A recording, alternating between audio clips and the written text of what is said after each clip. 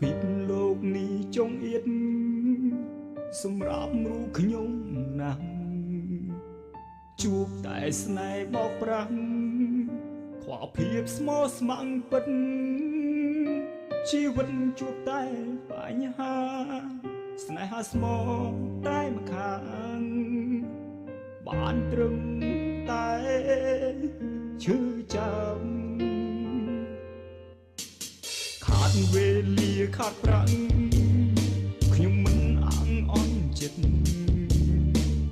សងខឹងបានស្នេហ៍ពិត